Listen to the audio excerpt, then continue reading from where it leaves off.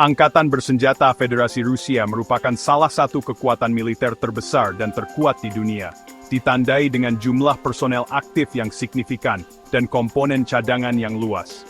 Hingga awal Juni 2025, perkiraan menyebutkan personel militer aktif Rusia sekitar 1.134.000, sebuah angka yang mengalami peningkatan dari tingkat sebelum Perang Ukraina yang berjumlah sekitar 900.000. Kekuatan aktif yang besar ini selanjutnya ditambah oleh cadangan personel yang mengesankan, diperkirakan sekitar 2 juta individu, menyediakan sumber daya manusia yang besar, yang dapat dimobilisasi selama periode krisis nasional yang meningkat, atau operasi militer yang ekstensif, menunjukkan komitmen untuk mempertahankan kekuatan tempur yang besar dan siap sedia. Struktur organisasi militer Rusia secara tradisional dibagi menjadi 3 cabang utama: Angkatan Darat, Angkatan Laut dan Angkatan Kedirgantaraan, yang mencakup Angkatan Udara dan Pasukan Antariksa. Masing-masing cabang ini telah menjalani upaya modernisasi yang signifikan selama dekade terakhir, bertujuan untuk meningkatkan kemampuan operasional, interoperabilitas dan kecanggihan teknologi mereka. Struktur 3 matra ini dirancang untuk menyediakan berbagai pilihan militer yang komprehensif, mulai dari pertempuran darat dan proyeksi kekuatan maritim, hingga superioritas udara dan penangkalan strategis. Reformasi yang sedang berlangsung berupaya menciptakan militer yang lebih gesit, profesional, dan berteknologi maju, yang mampu menjawab berbagai tantangan keamanan kontemporer secara efektif. Pada Desember 2022, Menteri Pertahanan Sergei Shoigu mengumumkan rencana ambisius untuk lebih memperluas kekuatan personel militer menjadi 1.500.000. Perluasan ini mencakup target spesifik untuk meningkatkan jumlah prajurit kontrak menjadi 695.000, menandakan pergeseran berkelanjutan menuju kekuatan yang lebih profesional.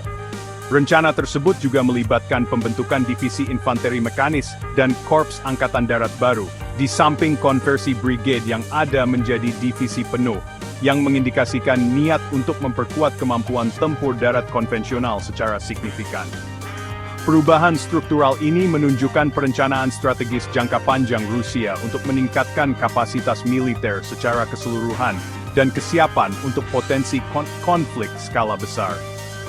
Selain penyesuaian struktural ini, Rusia juga sedang dalam proses menata ulang batas-batas distrik militernya. Elemen kunci dari reorganisasi ini melibatkan pembentukan kembali atau penunjukan ulang distrik militer Moskow dan Leningrad. Distrik-distrik ini diposisikan secara strategis dan diharapkan akan memikul tanggung jawab utama untuk mengawasi operasi dan postur kekuatan di sepanjang perbatasan Eropa-Rusia.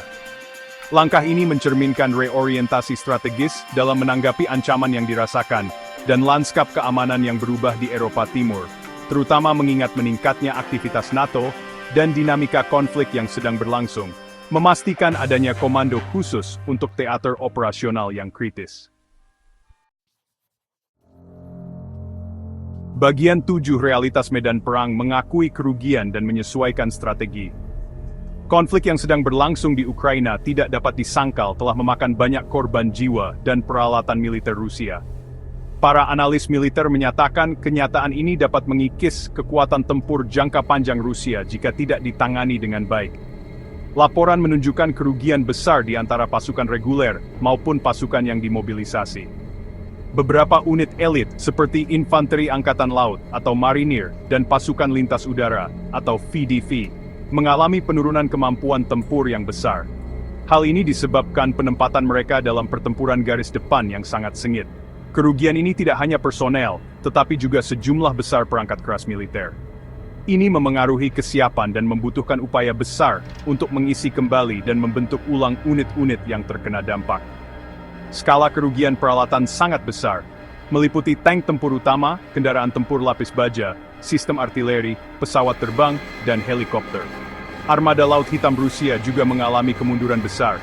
Ini termasuk hilangnya kapal induknya, kapal penjelajah Moskva, serta kerusakan atau kehancuran aset angkatan laut lainnya. Hal ini mengurangi kemampuan operasionalnya di kawasan tersebut.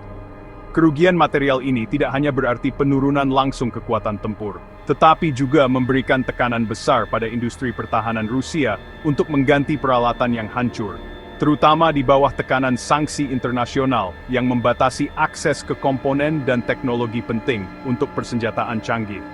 Menanggapi tantangan ini, militer Rusia telah menunjukkan kemampuan untuk beradaptasi, meskipun terkadang lambat dan tidak merata.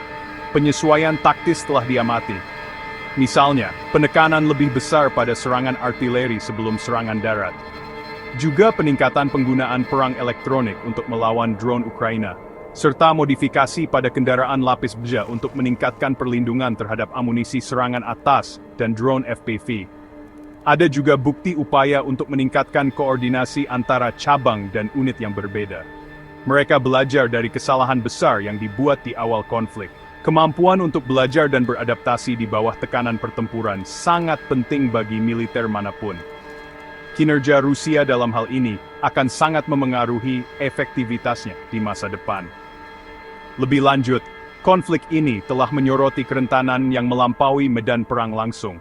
Serangan Ukraina yang berhasil jauh ke dalam wilayah Rusia, termasuk serangan terhadap pangkalan udara, pusat logistik, dan infrastruktur penting, telah mengungkap celah dalam cakupan pertahanan udara Rusia, juga kemampuannya untuk melindungi aset-aset strategis.